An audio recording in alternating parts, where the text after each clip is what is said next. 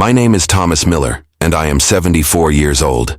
I want to tell you something that most people would never dare admit out loud. Sometimes silence is the sharpest weapon a man can carry.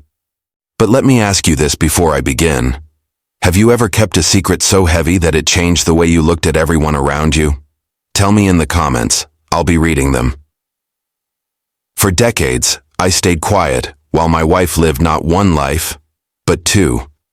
She was my partner in public, my betrayer in private, and while everyone thought I was weak, humiliated, and blind, the truth is, I was watching. I was waiting.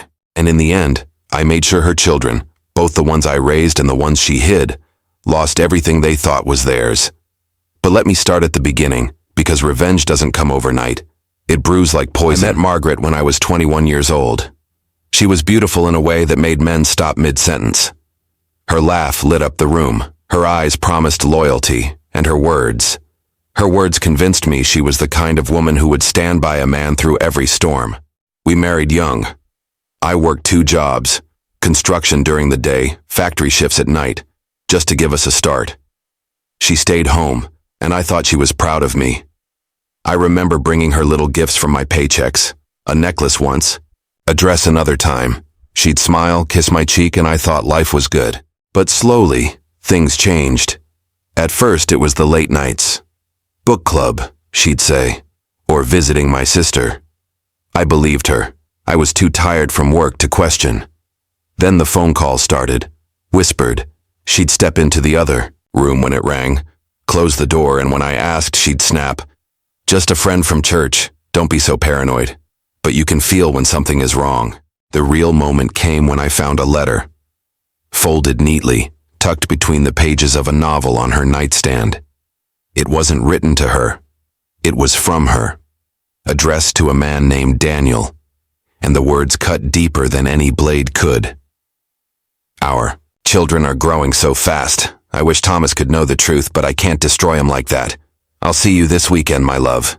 Children, not ours, hers, his. I felt my chest cave in. My hands shook so bad I nearly dropped the paper. She had another life, another man, another family. And here's the cruelest part. I didn't confront her. Not right away.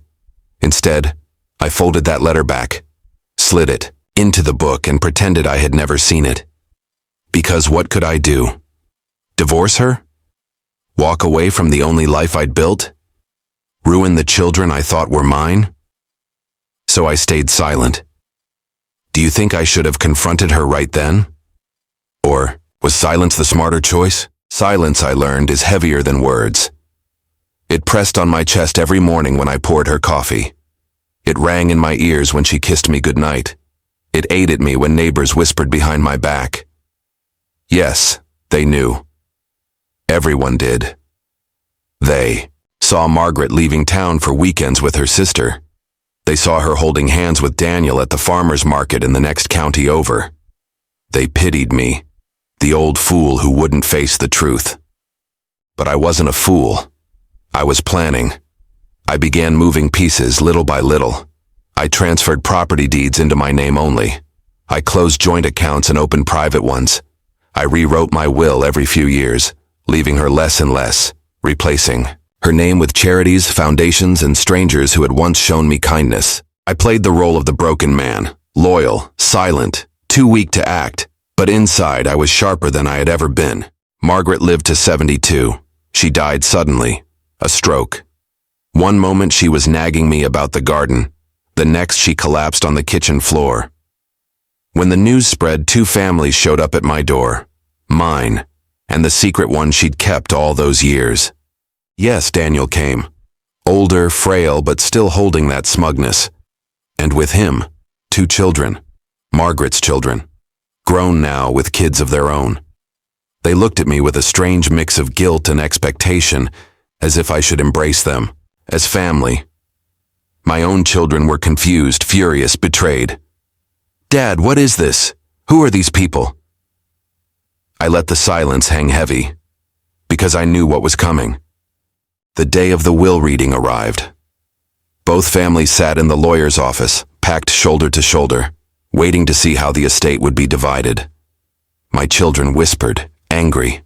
Her secret children sat smug, certain they'd finally get their piece of the pie. The lawyer cleared his throat.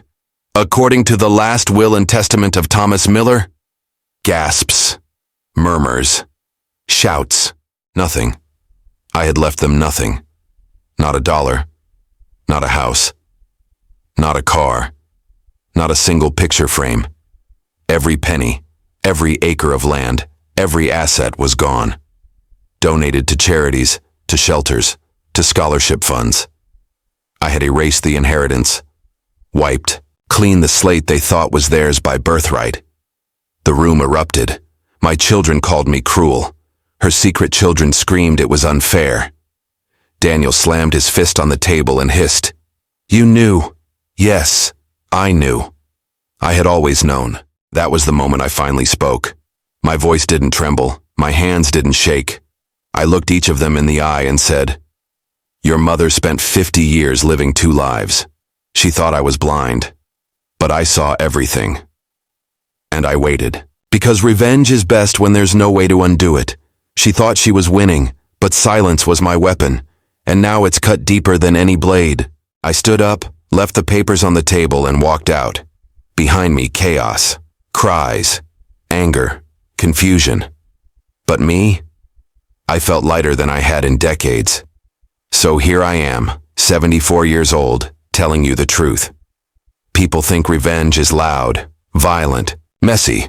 But the quiet kind, the kind you plan for half a century, that's the kind they never see coming. Now let me ask you, was my revenge too far, or did she get exactly what she deserved? If you made it this far, comment. Silence is power. Subscribe for daily stories that hit hard. Turn on the bell. You don't want to miss what happens next.